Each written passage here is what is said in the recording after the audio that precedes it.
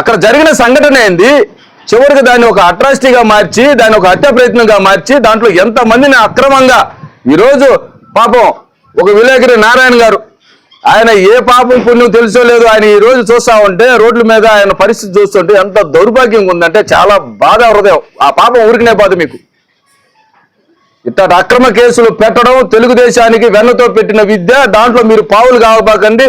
నిన్న బొడ్డు కొనమ్మకు కావచ్చు, మొన్న హర్షాకు కావచ్చు, అంతకుముందు వరుస పెట్టి ఇవన్నీ కూడా రేపు మీకు కూడా జరుగుద్ది. ఇప్పుడు లేస్తే గొడ్డల పార్టీ అని మాట్లాడతాడు. మీదేమన్నా వెన్నుపోటు పార్టీ? మీది వెన్నుపోటు తడిగుడ్డలు అంతే. గొంతు కొయ్యాలన్నా తడిగుడ్డతోటి, నొప్పి కూడా తెలియదు. వెన్నుపోటు. మీ పార్టీ వెన్నుపోటు పార్టీ. అధికారంలో వచ్చిందే ఆ విధంగా. ఒకటే చెప్తున్నాం, మీరు చేస్తే అభివృద్ధి చేయండి.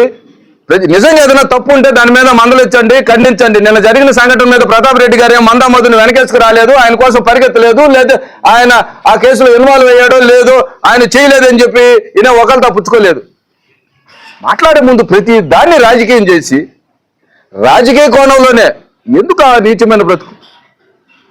పొద్దున లేచినప్పటి నుంచి రాజకీయాలు ఎలా చేయాలి, ఏ విధంగా తప్పుడు కేసులు పెట్టాలి, ఏ విధంగా కేవలం ఈ దళితుల్ని అడ్డం పెట్టుకుని రాజకీయం చేయాలి.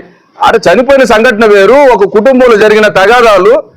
ఆ నేపథ్యంలో ఎవరు కూడా ఏం చెప్పలా, స్పష్టంగా పోలీసు అధికారులే చెప్పారు ఇది రాజకీయ హత్య కాదని. అలాంటప్పుడు ఇది ఏ విధంగా ఫోటోలు, ఒకటే ఫోటోలు, మీ ఫోటోలు పెట్టమంటారా? మందా మధుతో ఉండే ఫోటోలు మీ ఇప్పుడు ప్రస్తుతం ముఖ్యమంత్రి గారి దగ్గర నుంచి అందరితో ఉన్నాయి ఫోటోలు. వాళ్ళందరికీ ఆపాదించేద్దామా? మాట్లాడే ముందు ఒకటి ఆలోచించాలి. వాస్తవాల్ని మాట్లాడితే ప్రజలు హర్షిస్తారా లేదా అని. ప్రతాప్ రెడ్డి గారి వ్యక్తిత్వాన్ని ముందు మీరు హననం చేసేటప్పుడు ఒకటి గుర్తుపెట్టుకోవాలి. ఆయన వ్యక్తిత్వం ఏందో ఈ నియోజకవర్గ ప్రజలందరికీ తెలుసు. ఆయన 5 సార్లు కంటెస్టెడ్, ఇప్పటికి ఒకసారి ఎమ్మెల్సీ, 4 సార్లు ఎమ్మెల్యేగా పోటీ చేసిన వ్యక్తి.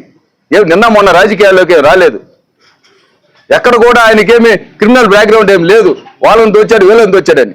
ఒకటి చెప్తా ఉన్నాం, ఈ నియోజకవర్గంలో ఏదో సేవ చేద్దామని వచ్చి ఒక విద్యా సంస్థలు స్థాపించి ఎవడైనా అడిగింది గుప్తదానాలు చేసిన వ్యక్తి. ఎంతమంది పిల్లలను చదివిస్తున్నాడు, ఎంతమంది ఉచితంగా పిల్లలకు ఫీజులు కడుతున్నాడు, ఎంతమందికి ఈరోజు ఆరోగ్యం బాగాలేకపోతూ చూపిస్తున్నాడు. ఇవన్నీ చెప్పుకుంటే వచ్చే కావు.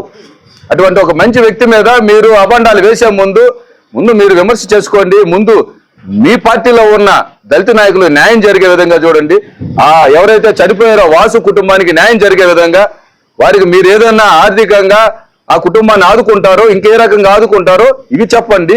వీటికి ముందు అటువంటి కార్యక్రమాలు చేయండి, కానీ ఇటువంటి బుర్రజల్లే కార్యక్రమం చేయొద్దని చెప్పి ఈ సందర్భంగా తెలియజేస్తూ, మరోసారి ఇటువంటి కానీ చేస్తే వైఎస్ఆర్ కాంగ్రెస్ పార్టీ చూస్తూ ఊరుకోదని ఈ సందర్భంగా తెలియజేస్తా ఉన్నాను.